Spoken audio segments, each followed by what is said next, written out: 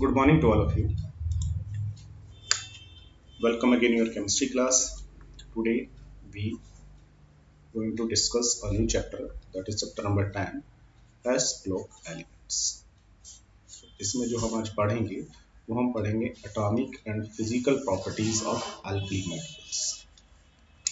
सबसे पहले जो डिस्कस करेंगे वो करेंगे एस ब्लॉक एलिमेंट हम कहेंगे किसको। देखिएगा इस तरीके के एलिमेंट पीरियोडिक टेबल में जिनका last electron s block element किसको कहना है?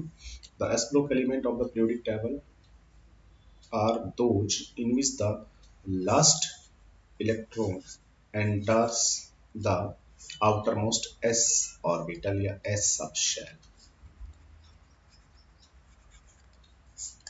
पूरी पीरियोडिक टेबल में इस तरीके के एलिमेंट जिनका जो लास्ट इनकमिंग इलेक्ट्रॉन है वो s सबशेल में एंटर करे। और आपको पता है s जो सबशेल होता है उसमें एक ही ऑर्बिटल होता है जिसे हम s ऑर्बिटल कहते हैं।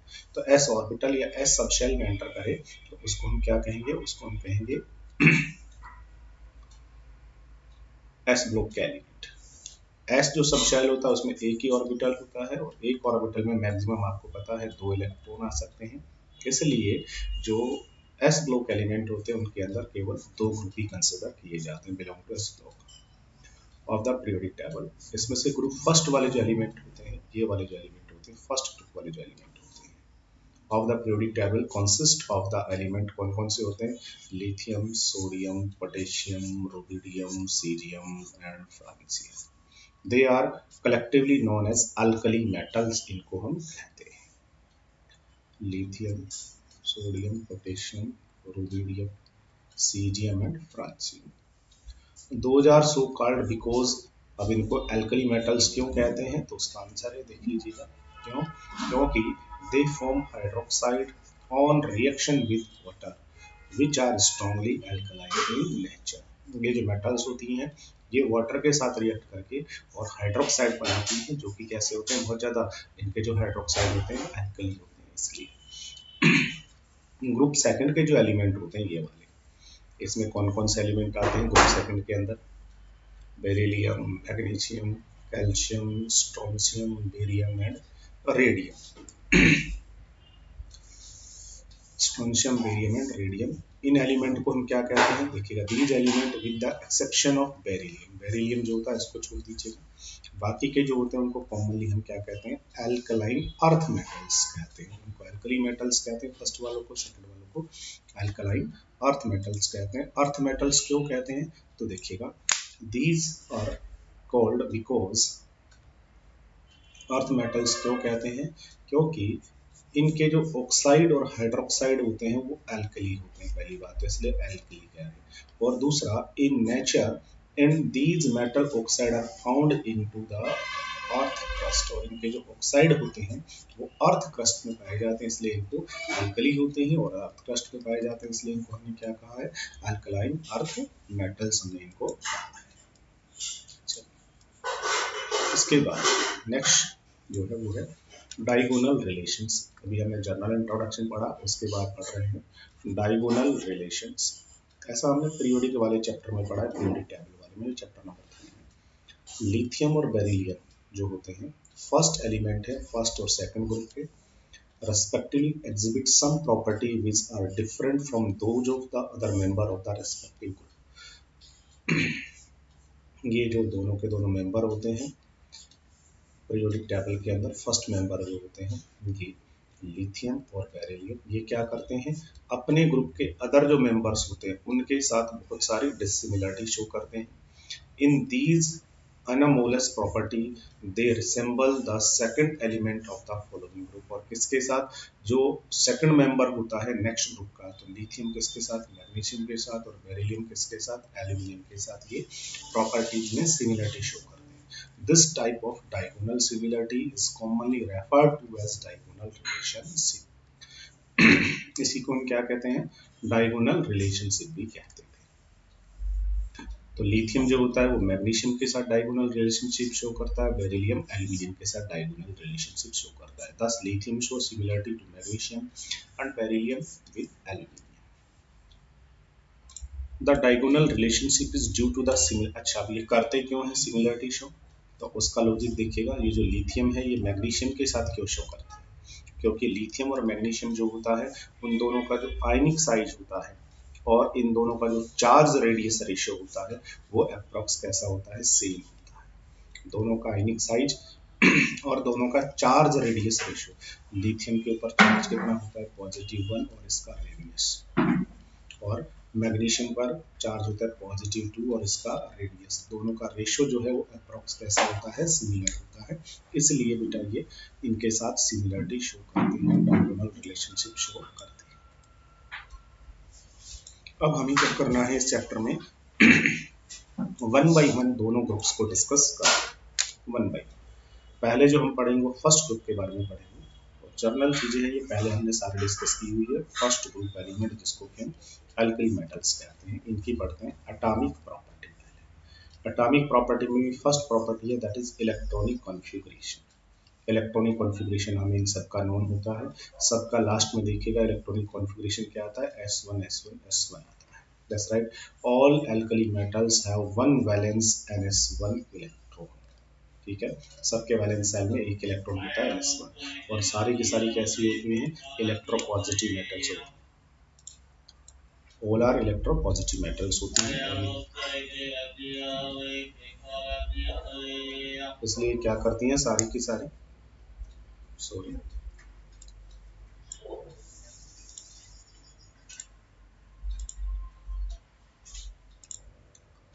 इन सबके वैलेंस शेल में एक एक इलेक्ट्रॉन होता है, इसलिए ये बहुत इजीली क्या करती हैं, अपना वो जो एक इलेक्ट्रॉन है वैलेंस शेल वाला वो लॉस कर देती हैं और यूनिपॉजिटिव आयन बनाती हैं। They readily lose electron to give monovalent and positive ion. Hence, they are never found in free state in nature. इसलिए ये नेचर के अंदर फ्री स्टेट में नहीं पाई जाती हैं। क्यों? क्योंकि बहुत इजीली ये इलेक्ट्रॉन को डोनेट करके या लॉस करके आयन का फॉर्मेशन कर लेती हैं। That's right. चलिए, एटॉमिक प्रॉपर्टी हम पढ़ रहे थे, उसके बाद क्या आता है, उसके बाद जो आता है वो आता है इसका नेक्स्ट इलेक्ट्रॉनिक कॉन्फ़िगरेशन के बाद में next point, that is atomic और ionic radius of alkali metals. जो अल्कली मेटल्स हैं उनकी एटॉमिक और आयनिक रेडियस देखिएगा। The alkali metal atom have the largest size in a particular period of the periodic table.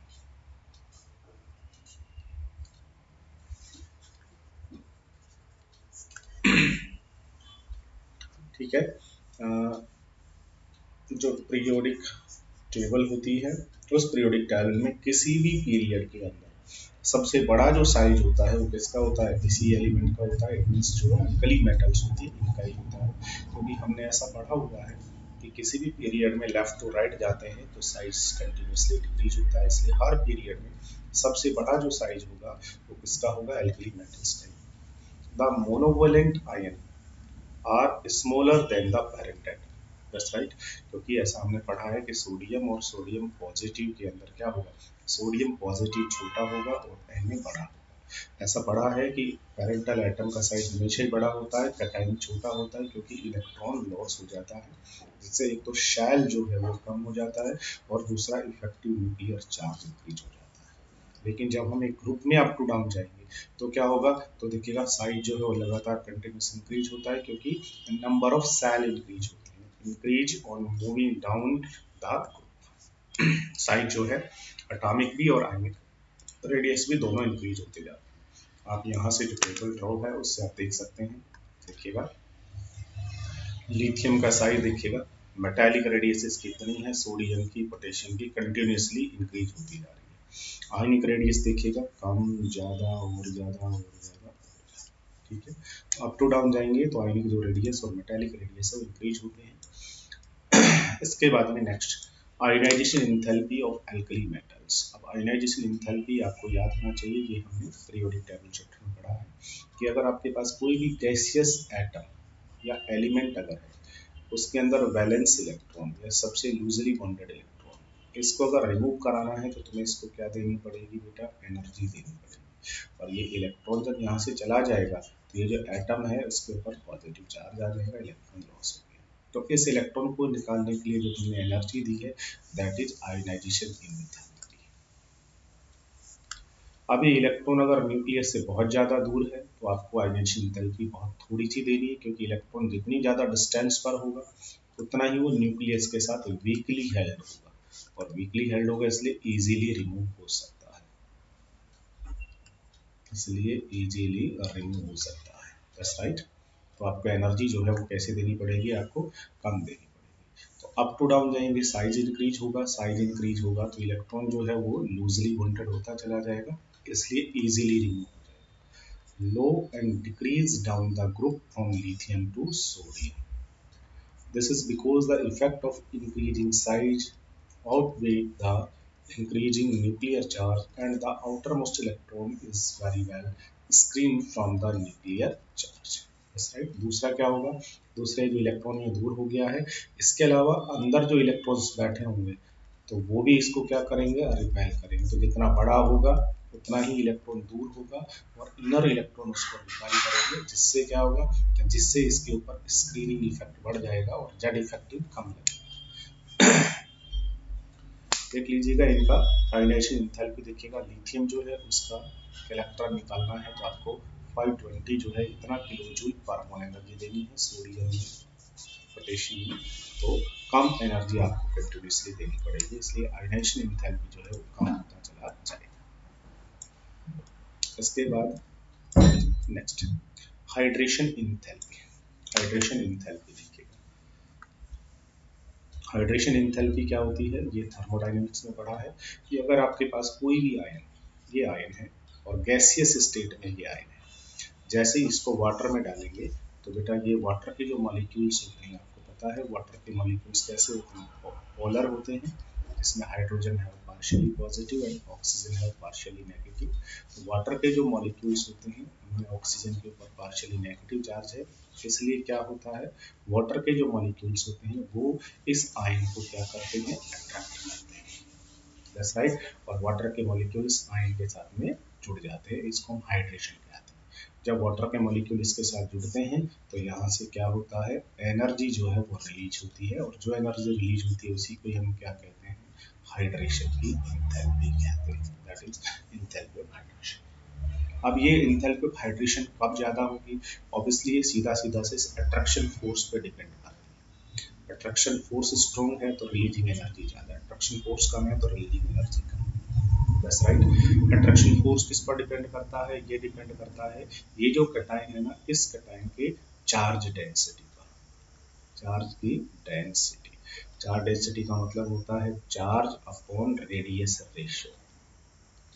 अब देखिएगा, lithium, sodium, potassium, rubidium, caesium, francium, इन सब पर चार्ज होता है positive one, positive one, positive one, positive one, positive one. Charge सब पर equal है पॉजिटिव वन, लेकिन साइज देखिएगा तो लिथियम का साइज छोटा है, रेडियस कम होगा, तो सोडियम थोड़ा बड़ा, पोटेशियम और बड़ा, रुबिडियम और बड़ा, सीजियम और बड़ा। तो नीचे नीचे जैसे जाएंगे रेडियस इंक्रीज हो रहा है, जिससे इनके ऊपर क्या होगा, चार्ज तो इक्वल है बट चार्ज बाई रेडियस का जो रेशियो है वो डिक्रीज होता जाता है।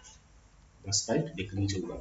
तो सबसे ज्यादा जो चार्ज रेडियस रेशियो होता है किस पर होता है, लिथियम पर। इसलिए लिथियम का जो आयन होता है वो इन वाटर के मॉलिक्यूल को सबसे ज्यादा अट्रैक्ट करता है। लिथियम जो वाटर के मॉलिक्यूल को सबसे ज्यादा अट्रैक्ट करेगा तो अट्रैक्शन फोर्स यहाँ सबसे ज्यादा होगा, जिसके कारण से रिलीजिंग एनर्जी यहाँ सबसे ज्यादा होगी, इसलिए हाइड्रेशन एंथैल्पी सबसे ज्यादा होगी। अब ये एनर्जी रिलीज हुई है तो हाइड्रेशन एंथैल्पी बाहर निकलेगी, और बाहर निकली तो इसका मतलब ये एक्सोथर्मिक, और एक्सोथर्मिक है तो ये कैसी होगी, नेगेटिव होगी। That's right. लिथियम में सबसे ज्यादा निकलेगी, सोडियम में कम, पोटेशियम में कम, कम होती चली जाएगी। The hydration enthalpy of alkali metal ion decrease with increasing ionic size. Ionic size जैसे जैसे बढ़ेगा हाइड्रेशन एंथैल्पी कम होती जाएगी, सबसे ज्यादा देखिएगा ये और कम होती जा रही है। ठीक है। Li positive has maximum degree of hydration, lithium की सबसे ज्यादा हाइड्रेशन एंथैल्पी होती है। And from this reason lithium salt are mostly hydrated, इसलिए लिथियम के जितने भी सॉल्ट होते हैं वो सब हाइड्रेटेड होते हैं, क्योंकि लिथियम सॉल्ट के अंदर जो लिथियम का आयन है ये वाटर के मॉलिक्यूल को अट्रैक्ट करता है, इसलिए हाइड्रेटेड होते हैं लिथियम के मोस्टली सॉल्ट। अब हाइड्रेशन एंथैल्पी भी आप यहाँ से देख लीजिएगा, लिथियम की सबसे ज़्यादा एनर्जी, नेगेटिव साइन का मतलब रिलीजिंग एनर्जी, ठीक है ना, एक्सोथर्मिक एनर्जी बाहर निकलेगी। सोडियम में थोड़ा कम निकली है, पोटेशियम में और कम और कम और कम होती चली जाएगी। That is hydration enthalpy. Hydration enthalpy के बाद एटॉमिक प्रॉपर्टी हो गई है। एटॉमिक प्रॉपर्टीज के बाद अब हम पढ़ेंगे फिजिकल प्रॉपर्टीज। किसकी? अल्कली मेटल्स की फिजिकल प्रॉपर्टीज। इसमें भी 2-3 पॉइंट ज़्यादा इंपॉर्टेंट है, देखिएगा।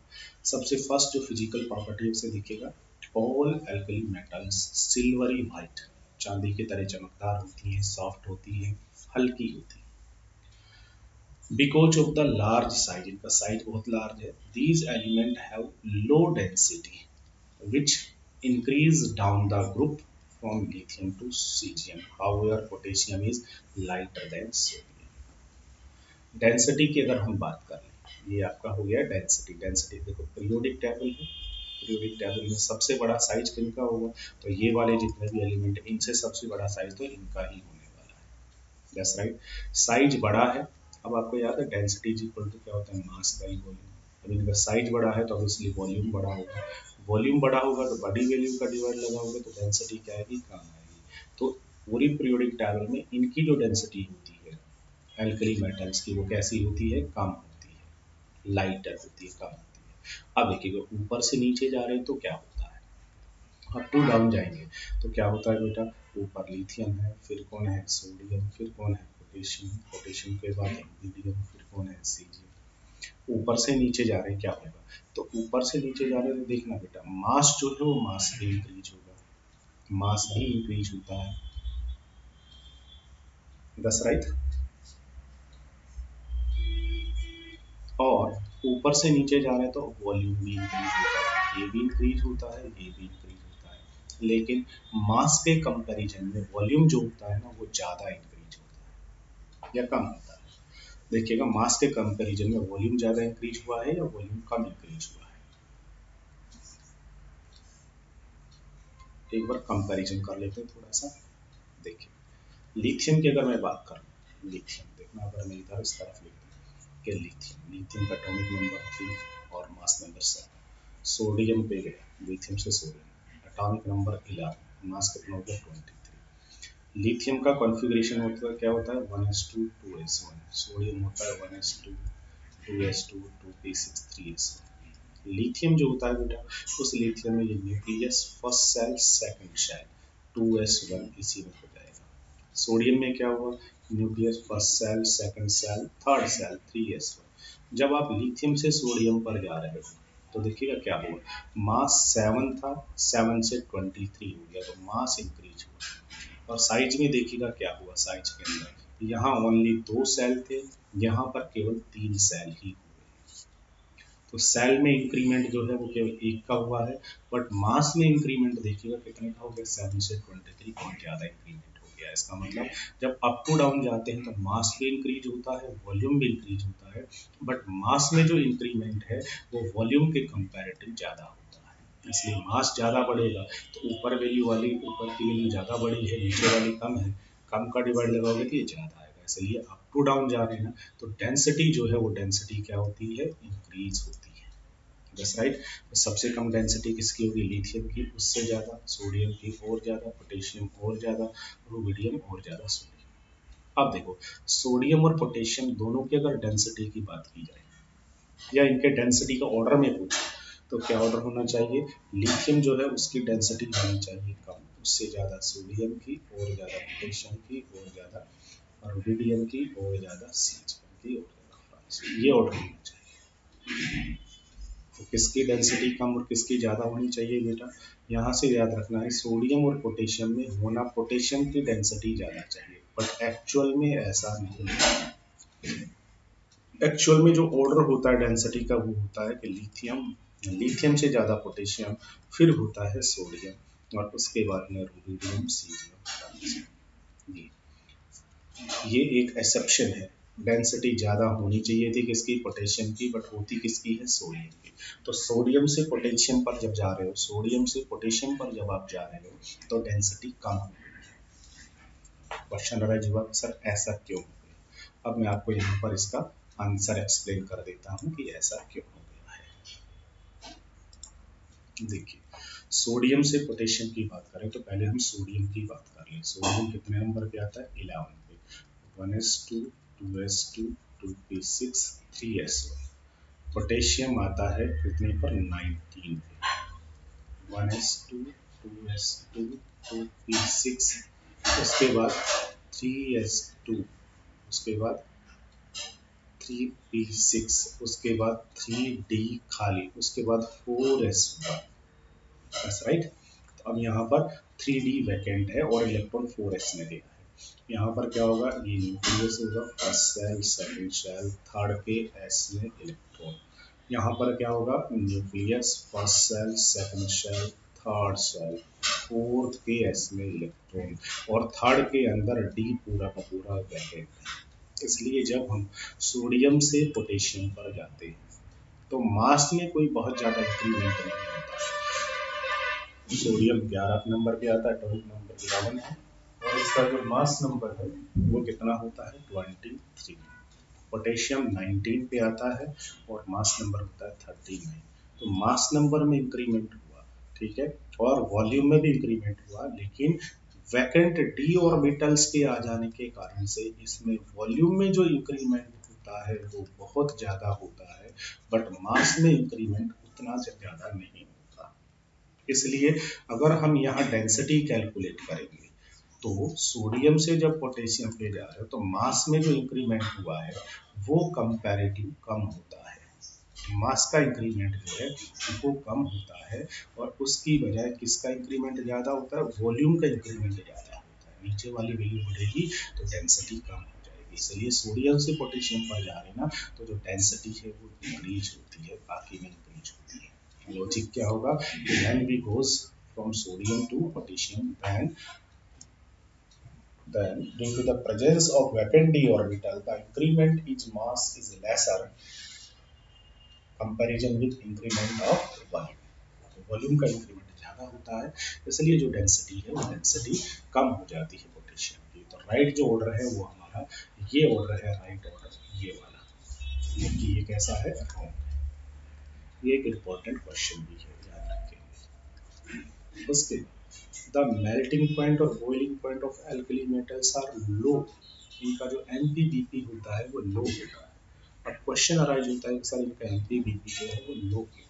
देखिए बेटा, एमपीबीपी जो होता है एक्चुअल में ये मेटल्स है, तो एमपीबीपी जो है वो डिपेंड करता है मेटालिक बॉन्ड पर। एमपीबीपी मेटालिक बॉन्ड की स्ट्रेंथ पर डिपेंड करता है। That's right. मेटेलिक बॉन्ड के स्ट्रेंथ पर डिपेंड करता है। मेटेलिक बॉन्ड में कौन पार्टिसिपेट करते हैं? मेटल्स के वैलेंस सेल के इलेक्ट्रॉन, और मेटल में वैलेंस सेल के इलेक्ट्रॉन पार्टिसिपेट करते हैं। और ये जो अल्कली मेटल्स हैं इनके तो वैलेंस सेल में केवल कितना इलेक्ट्रॉन होता है? मेटल है, इनके वैलेंस सेल में केवल एक ही इलेक्ट्रॉन होता है। इसलिए मेटेलिक बॉन्ड बनाने में केवल इनका सिंगल इलेक्ट्रॉन या एक इलेक्ट्रॉन ही काम ले आता है। और एक इलेक्ट्रॉन होने से क्या होता है? इनमें जो मेटेलिक बॉन्ड बनते हैं वो बहुत वीक होते हैं, और वीक मेटेलिक बॉन्ड होने के कारण से वीक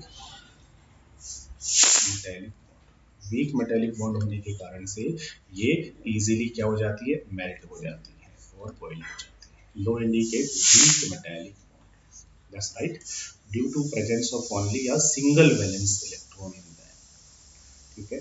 उसके बाद में फिर क्या आता है? उसके बाद में नेक्स्ट जो है वो आता है the alkali metals and their salt impart characteristic colour to an oxidizing flame. इसको फ्लेम टेस्ट भी कहते हैं। जब इन एल्कली मेटल्स को और इनके सॉल्ट को क्या किया जाता है? गर्म करते हैं फ्लेम के अंदर बेटा, तो ये उसको एक स्पेशल कलर देते हैं। वो ऐसा किस लिए होता है? वो ऐसा इसलिए होता है कि जब हम इनको फ्लेम में क्या करते हैं? गर्म करते हैं। जब हम इनको गर्म करते हैं बेटा, तो ये फ्लेम है, इस फ्लेम में आप इसको क्या कर रहे हो? हीट कर रहे हो। तो गर्म करोगे, तो गर्म करने से क्या होता है? एनर्जी दोगे, और एनर्जी देने पर क्या होता है? इनका जो वैलेंस सेल का इलेक्ट्रॉन होता है वो इस फ्लेम से एनर्जी को एब्जॉर्ब करके एक्साइटेड हो जाता है और हाई एनर्जी स्टेट में चला जाता है। जब यही इलेक्ट्रॉन हाई एनर्जी स्टेट से लोअर एनर्जी स्टेट में आता है तो उसी एनर्जी को ये वापस से एमिट करता है। और इस एमिटेड एनर्जी के कारण ही ये जो फ्लेम है, इस फ्लेम का हमें एक स्पेशल कलर जो है वो दिखाई देता है। This is because the heat from the flame excite the outermost orbital electron to a higher energy level. Higher energy level के अंदर excite हो जाता है, चला जाता है। When the excited electron comes back to the ground state, there is emission of radiation in the visible region. ठीक है, वो क्या करता है, एनर्जी को वापस से एमिट करेगा, जिसके कारण से हमें उसका एक स्पेशल जो कलर है वो कलर दिखाई देता है। इसके बाद में next physical property, density, colour, flame test हो गया है। उसके बाद में नेक्स्ट देखिएगा कौन कैसा कलर देता है, ये याद रखना है। लिथियम जो है उसको अगर आप फ्लेम के अंदर गर्म करोगे तो इसकी जो फ्लेम होती है उसका जो कलर होता है वो क्रिम्सन रेड होता है। सोडियम का येलो होता है, पोटेशियम का वायलेट होता है, रुबिडियम का रेड वायलेट होता है, सीजियम का ब्लू होता है। ये है कलर ऑफ फ्लेम, अलग अलग कलर, क्योंकि हर किसी की एक्साइटेशन एनर्जी कैसी होती है, अलग अलग होती है। Alkali metals can therefore be detected by the respective flame test and can be determined by flame photography or atomic absorption spectroscopy. Alkali metals को हम इन टेक्निक्स के थ्रू क्या कर सकते हैं, डिटेक्ट कर सकते हैं। या तो आप उसको फ्लेम टेस्ट कर लीजिए, लिथियम है तो फ्लेम को कैसा कलर देगा, क्रिम्सन रेड। सोडियम को अगर फ्लेम में बर्न करोगे तो वो कैसा कलर देगा, येलो देगा। या फिर फ्लेम फोटोमेट्री जो होती है उससे भी कर सकते हैं, और इसके अलावा जो एब्जॉर्प्शन स्पेक्ट्रोस्कोपी होती है उससे भी हम इसको आइडेंटिफाई या डिटेक्ट कर सकते हैं। Next, these elements when irradiate with light, the light energy absorbed may be sufficient to make an atom lose electron. ठीक है, ये जो मेटल्स होती हैं, इन मेटल्स का साइज इतना बड़ा होता है कि इनका जो इलेक्ट्रॉन है वो बहुत लूजली बाउंडेड होता है। इसलिए अगर इन मेटल्स को सनलाइट में भी रख दिया जाए तो सन से जो रेडिएशंस आती हैं और उनसे जो एनर्जी आती है वो एनर्जी भी कई बार इतनी सफिशियंट होती है कि ये इलेक्ट्रॉन को रिलीज करा देती है। और ये जो इलेक्ट्रॉन यहाँ से निकला, इससे हम इलेक्ट्रिसिटी बना सकते हैं। इसलिए this property makes cesium and potassium useful as electrodes in photoelectric cell. इसलिए जो फोटोइलेक्ट्रिक सेल होते हैं या जो सोलर लाइट पैनल्स होते हैं, उन पैनल्स के अंदर हम जनरली सीजियम और क्या काम में लेते हैं, पोटेशियम को काम में लेते हैं। तो सोलर लाइट के जो पैनल्स होते हैं वो सीजियम और पोटेशियम के बने होते हैं। उन पर जैसे ही सनलाइट स्ट्राइक करती है तो वो इलेक्ट्रॉन को रिलीज कर देते हैं और करंट का फ्लो होता है। राइट, ये हो गया हमारी physical properties of alkali metals. तो ये जो चैप्टर था, इस चैप्टर में पहले हमने डिस्कस किया कि एस ब्लॉक एलिमेंट किसको कहेंगे, तो उसके बाद एस ब्लॉक में कौन कौन से एलिमेंट्स होते हैं, कितने ग्रुप्स होते हैं, उनकी डायगोनल रिलेशनशिप क्या होता है। उसके बाद हमने फर्स्ट जो ग्रुप होता है जिसको एल्कली मेटल्स कह रहे हैं, उनकी एटॉमिक प्रॉपर्टी पढ़ी। एटॉमिक प्रॉपर्टी में हमने इलेक्ट्रॉनिक कॉन्फ़िगरेशन पढ़ा उनका। उसके बाद रेडियस हमने उनकी पढ़ी, आयोनाइजेशन एंथैल्पी पढ़ी और हाइड्रेशन एंथैल्पी पढ़ी। इसके बाद हमने फिजिकल प्रॉपर्टी पढ़ी है जिसमें उनका फिजिकल स्टेट हमने पढ़ा है, डेंसिटी हमने पढ़ी है, एमपीपीपी मेल्टिंग पॉइंट, बॉइलिंग पॉइंट पढ़ा है और फ्लेम टेस्ट हमने पढ़ा है। Okay, thank you.